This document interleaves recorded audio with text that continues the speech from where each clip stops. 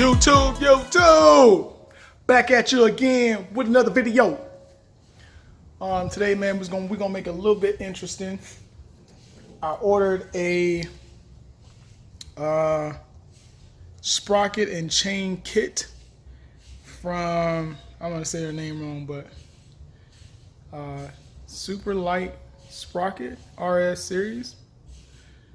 Found this website off of Steady Garage. Yeah, it was like an advertisement at the bottom of the page. I don't know if they could advertise these people, but when I saw it, I was like, I gotta get this set up. Reason why I want to change the chain and sprocket is because, okay, I weigh 185. I think the weight matters, but whatever. I weigh like 185, and I top out on the Grom at 68 miles an hour, fully tucked. And what I ordered was same front sprocket, 15 tooth, and rear 32 tooth, and obviously a O-ring D&D chain. I'll show you guys. It was a 428 gold and black D&D professional motorcycle chain. This is a 32 tooth, and this is a 15 tooth. I want a little bit more top speed. I'm not really worried about acceleration, primarily because I plan on getting rid of this and the oil spinner, and that should increase my acceleration. So to get to the chain, this chain is starting to rust. Look at that. Yeah. I did check the slack is within the specs. Does need to be a little tightened though. You want to take this off. This off. It's going to take off the chain guard. There's one more of these on the other side. Then you're going to take off this and this, and it's going to reveal the sprocket in the front. Then obviously once we take the chain guard off, take this off, we're going to take off the rear back tire. Then first thing I'm going to do is I'm going to take off the rear sprocket, take out the front sprocket, and the chain I'm going to leave it like that. I'm not going to even disconnect them. I removed the key. Just took a flathead, hit it backwards, took the front cover off. I'm not going to take the chain off just yet. And then on this side, I took off the bottom and top bolts, and I kind of like slid it forward and out. But up here, you're going to have like a grommet, if you will, something to hold these in place. Took that off as well. And now I'm going to use a 10 millimeter, take this off. Then it should take off this front 15 tooth sprocket as I turn this. This whole chain is going to come forward, but I would recommend you do this first, so that way it's easier to take the chain off once you take off the front sprocket. Yeah, so let me loosen these, or take this whole front sprocket situation off. I'm going to do a lot of cleaning up in here too, because I don't like how rusty and everything looks, or beginning to look, even though the new set won't look like this. I did loosen, hold on, let me see if I can. Okay, hold on, let me see if I can show you. So I did loosen this one. That one's ready to go. As you guys saw, I did take the chain off, and then I also loosened the rear while it's on the bike. Now, all I have to do is take the rear wheel off, and everything else should just fall off the bike. And then what I'm gonna do is I'm gonna measure this. I'm gonna compare this chain to the new, to this new 428 chain. Man, this chain is so much thicker than the one that's on the bike now. I looked at it. I think it's 106 links.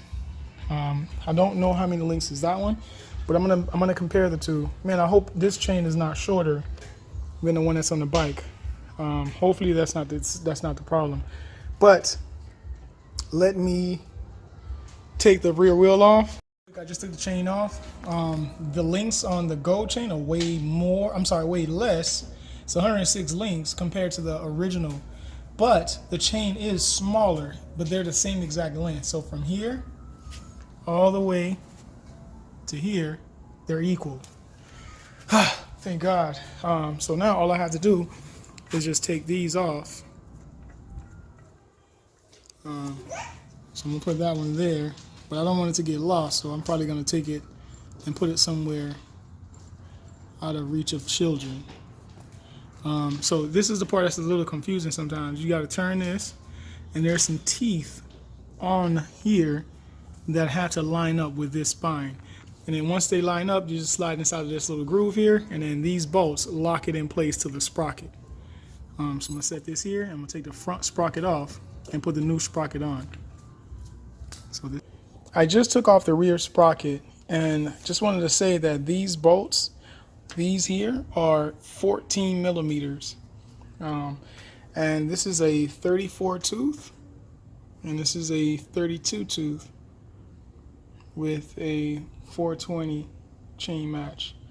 That is gonna go in the rear. Now, I just picked this up. I think this is aluminum steel, I think. I could be wrong.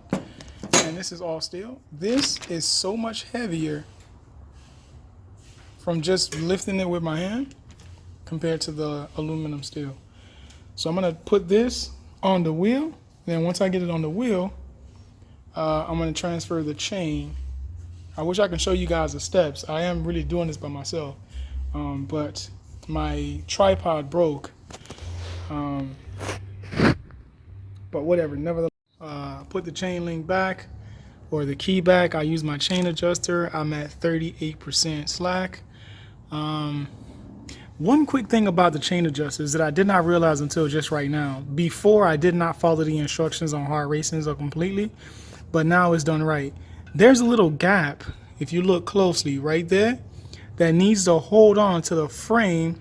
When you tighten down the 19 millimeter bolt on the other side, it keeps this from moving. Well, before, the wheel was not lined up. I don't know if you guys can see it, but there's a little hole right there. And for me, the groove needs to line up. So right now, I'm lined up perfectly with that hole, and everything lines up perfect. And also, there's notches on here that shows you where you should be. There's a long, short, all the way across. Everything back up together.